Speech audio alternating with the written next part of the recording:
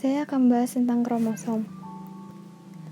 Kromosom berasal dari bahasa Yunani yaitu kromasoma. Kroma artinya warna, soma artinya badan. Jadi, kromosoma artinya badan berwarna karena kromosom memiliki struktur yang bisa menyerap warna. Sini ada gambar struktur dari kromosom. Mulai dari DNA yang digulung oleh protein histon, kumpulan DNA yang digulung oleh protein histon membentuk nukleosom. Kemudian nukleosom akan membentuk selenoid dan kumpulan selenoid membentuk kromatin, yaitu benang-benang halus yang terdapat di dalam inti sel. Selanjutnya kromatin akan menebal menjadi kromosom saat pembelahan sel. Penyusun kromosom yang singkatnya itu ada kumpulan DNA, nukleosom, selenoid, kromatin, dan kromosom.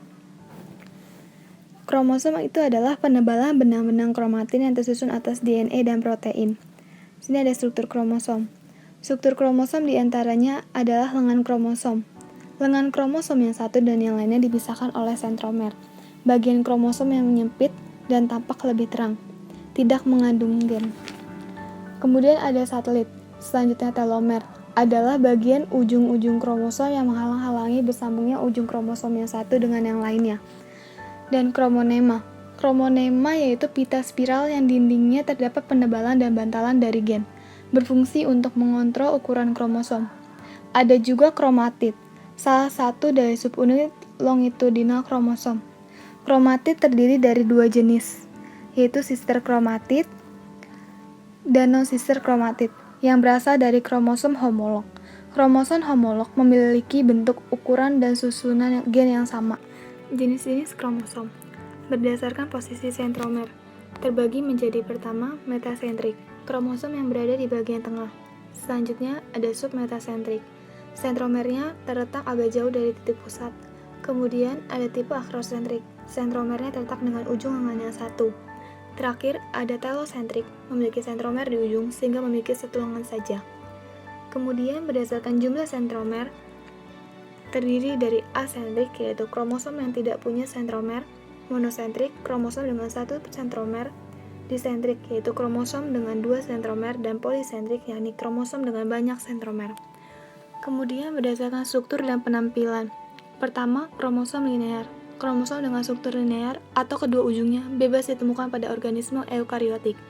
Kedua, kromosom sirkuler. Kromosom dengan bentuk dan struktur yang melingkar ditemukan pada virus dan bakteri. Kromosom berdasarkan bentuknya. Bentuk bulat, cerutu, koma, batang, bentuk seperti huruf V, dan bentuk seperti huruf L. Dan berdasarkan keterkaitan penentuan jenis kelamin, kromosom dibedakan menjadi kromosom autosom, kromosom yang tidak mempunyai hubungan dengan penentuan jenis kelamin. Kemudian kromosom gonosom, yang menentukan jenis kelamin yang terdiri dari kromosom X dan kromosom Y. Karyotipe adalah pengaturan kromosom secara standar berdasarkan panjang, jumlah, serta bentuk kromosom sel somatis. Ini ada gambar karyogram pada sel tubuh manusia. Karena kromosomnya berpasangan, disebut juga dua perangkat, dua set genom atau diploid. Pada manusia, dua set genom atau diploid berjumlah 46. Karyogram ini adalah karyogram normal atau tidak mengalami kelainan genetik.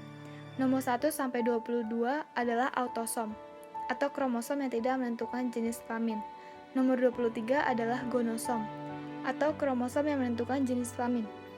Pada laki-laki itu XY, sedangkan pada perempuan itu adalah XX. Dari tabel tersebut, kromosom sel tubuh manusia adalah 44A plus XX atau XY.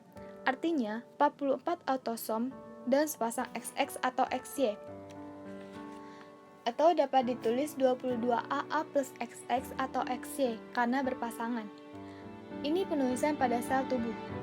Pada sel gamet, memiliki jumlah ploid yang haploid setengah dari jumlah kromosom sel tubuh, sehingga dapat dituliskan 22A plus X pada ovum dan 22A plus X atau Y pada sperma, karena sperma membawa kromosom X atau Y. Melalui karyotip akan diperoleh karyogram yang menggambarkan peta kromosom berdasarkan ukuran dan strukturnya, sehingga akan diketahui apakah akan terjadi kelainan genetik atau tidak. Karyotip berguna untuk mengetahui jenis kelamin bayi.